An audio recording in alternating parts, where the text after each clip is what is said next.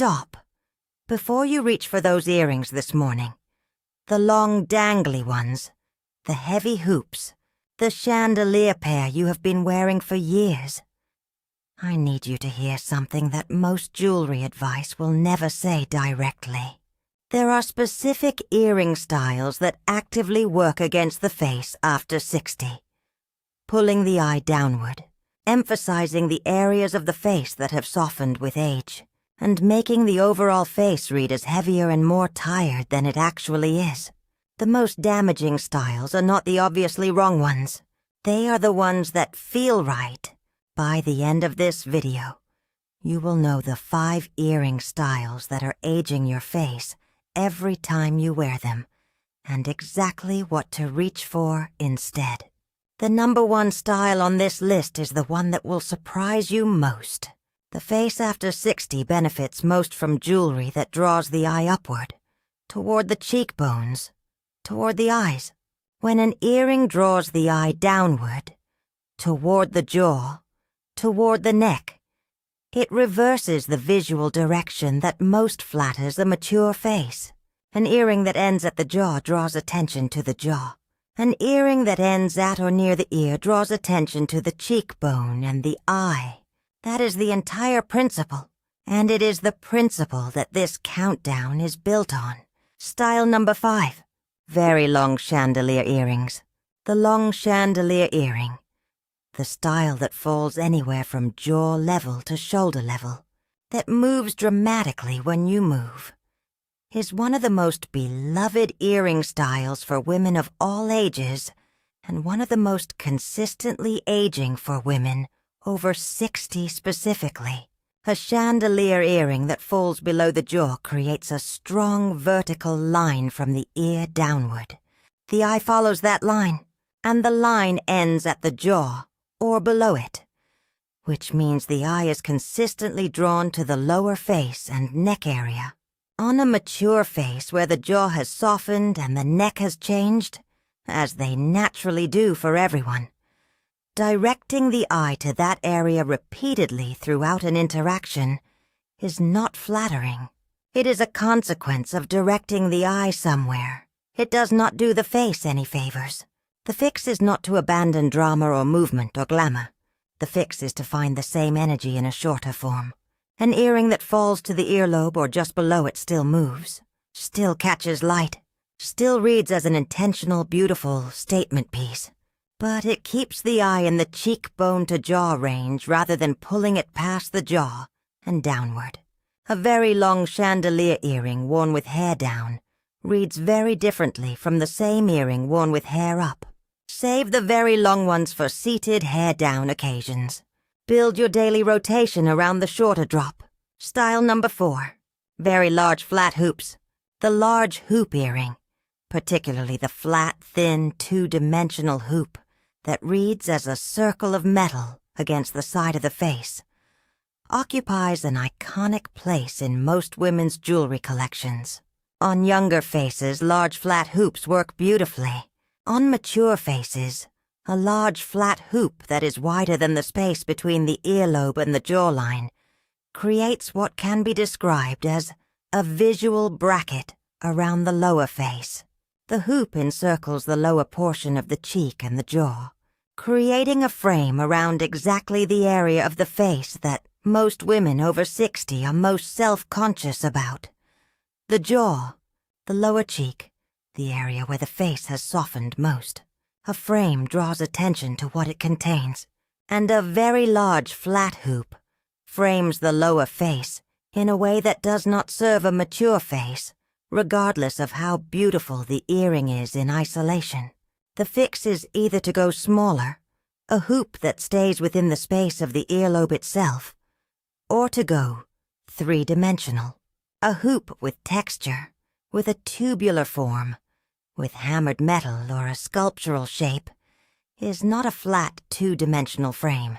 It is a piece of jewelry that catches light from multiple angles and reads as an ornament rather than a bracket.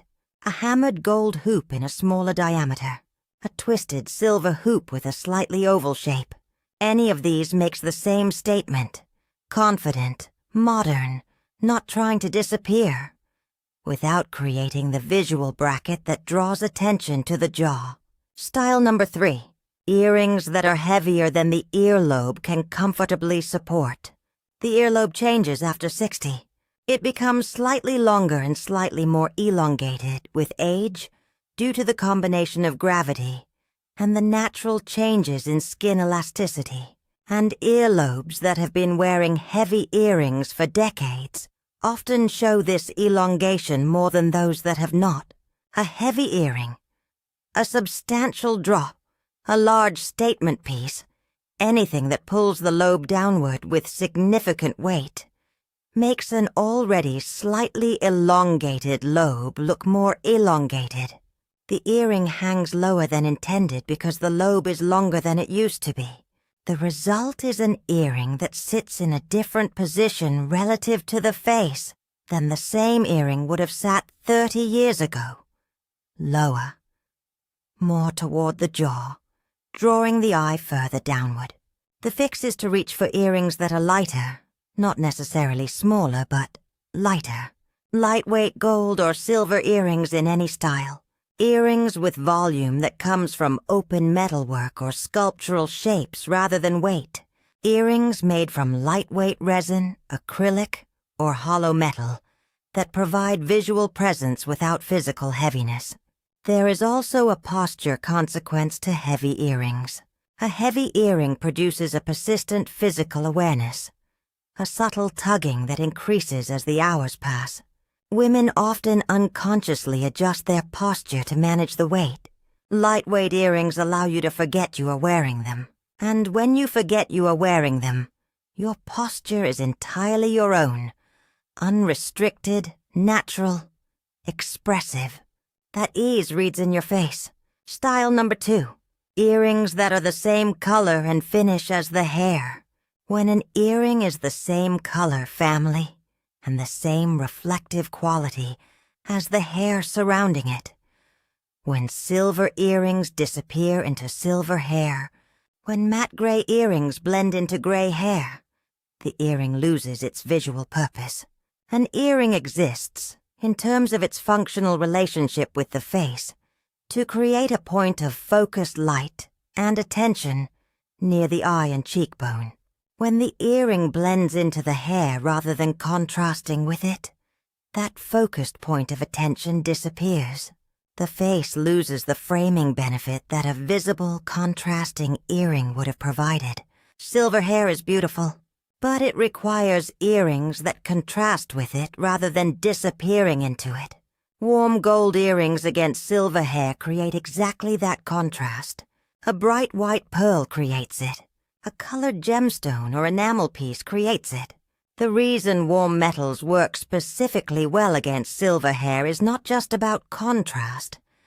It is about the interaction of warm and cool tones. Silver hair has a cool undertone. A warm gold earring near a silver-haired face creates a color-temperature contrast that draws out the warmth in the skin. The coolness of the silver hair makes the warmth of the earring more vivid by contrast.